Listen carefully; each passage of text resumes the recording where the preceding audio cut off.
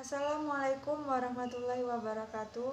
Perkenalkan, nama saya Selvi Puspitasari, NIM 19110025 dari Prodi S1 Farmasi semester 2A. Di sini saya akan menjelaskan materi tentang kelarutan. Kelarutan atau solubility diartikan sebagai ukuran kemampuan suatu zat untuk melarut dalam sejumlah pelarut tertentu dari zat lain pada suhu dan tekanan standar. Kelarutan juga dapat diartikan sebagai sejumlah maksimum zat yang dapat larut dalam jumlah tertentu pelarut. Sebuah kelarutan suatu zat atau senyawa diartikan dengan gram per liter untuk zat yang tergolong mudah larut, mol per liter untuk zat yang tergolong sukar larut. Jenis-jenis larutan berdasarkan kelarutan zat. Berdasarkan pada kelarutan suatu zat, larutan padat dibedakan menjadi larutan tidak jenuh adalah suatu larutan yang masih mengalami proses pelarutan. Zat terlarut bisa terlarut dalam pelarut. Larutan jenuh adalah larutan yang mengandung zat pelarut maksimum sehingga sejumlah zat terlarut yang ditambahkan ke dalam larutan tersebut tidak akan terlarut lagi secara normal.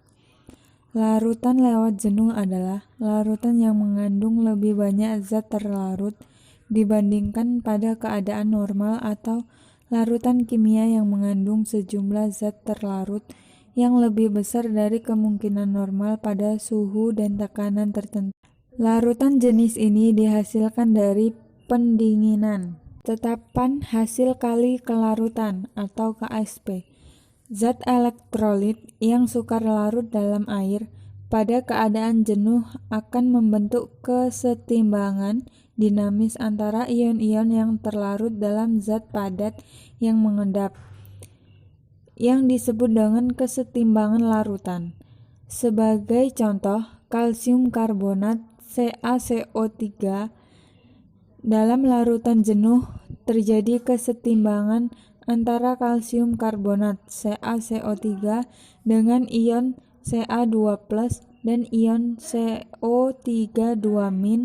Reaksinya dapat dituliskan sebagai berikut.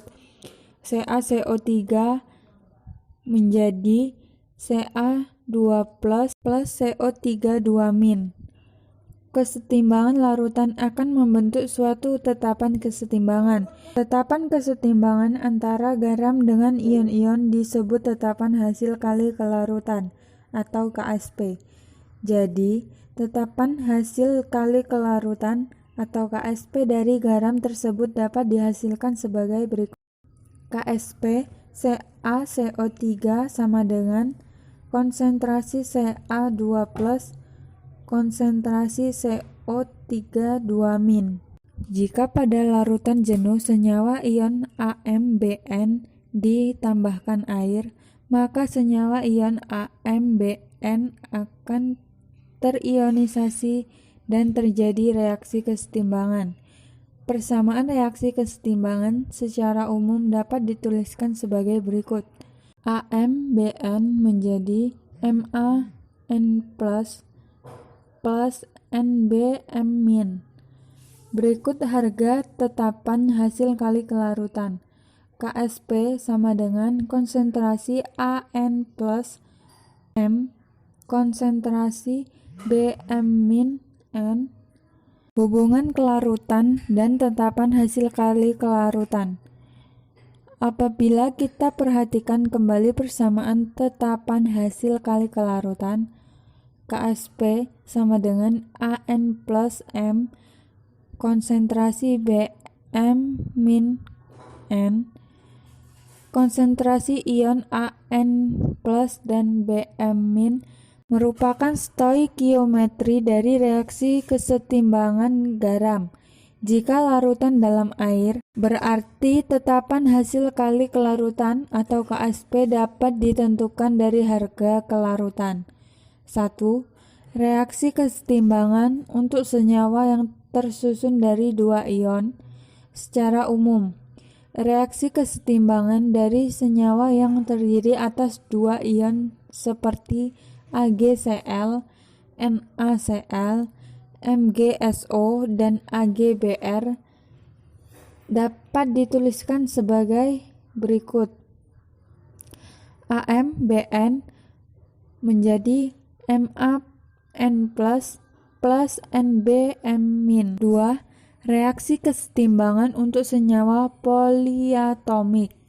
Hubungan antara kelarutan S dan Ksp untuk senyawa yang terdiri atas poliatomik seperti CaOH2, MgOH2, Ag2S, Ag2CO3, dan BaCl2 secara umum dapat dituliskan sebagai berikut. AmBcN menjadi MaN+ plus NbCm-. Nilai tetapan hasil kali kelarutan dapat memberi informasi pembentukan endapan suatu senyawa ion dalam air. Makin banyak nilai Ksp, maka makin sulit terbentuknya endapan. Bila suatu garam dilarutkan dalam suatu larutan yang telah berisikan salah satu dari ion-ionnya, maka kelarutan garam itu akan lebih rendah dibandingkan dengan pelarutan murni. Jadi, dapat disimpulkan bahwa ion senama yang memperkecil kelarutan, tetapi ion senama tidak mempengaruhi Ksp, asal suhu tidak berubah. Pengaruh pH terhadap kelarutan. Jika senyawa kurang larut ditambahkan ke dalam reaksi asam basa dengan ion H+ dan OH-, kelarutannya akan dipengaruhi oleh pH. Kelarutan suatu zat dapat ditentukan dari harga Ksp zat tersebut. Sebaliknya, harga Ksp suatu zat dapat kita peroleh dari kelarutan zat tersebut.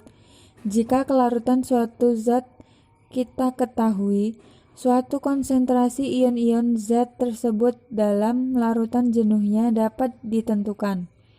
Berarti, dengan mengetahui harga Ksp dari suatu zat, susunan konsentrasi ion-ion zat tersebut dalam larutan jenuhnya dapat kita tentukan. Dengan demikian, pH larutan jenuhnya dapat kita tentukan, begitu juga sebaliknya. Kesimpulan, larutan belum jenuh ditandai dengan terlarutnya semua zat dalam larutan. Larutan tetap jenuh ditandai dengan larutan mulai mengendap. Larutan lewat jenuh dapat ditandai dengan adanya endapan yang terjadi. Dalam praktikum kali ini, warna juga menjadi tanda perbedaan larutan antara larutan belum jenuh, tetap jenuh, dan lewat jenuh. Larutan belum jenuh masih berwarna bening, sedangkan larutan tetap jenuh dan lewat jenuh warnanya mulai berubah menjadi keruh. Sekian penjelasan dari saya. Wassalamualaikum warahmatullahi wabarakatuh.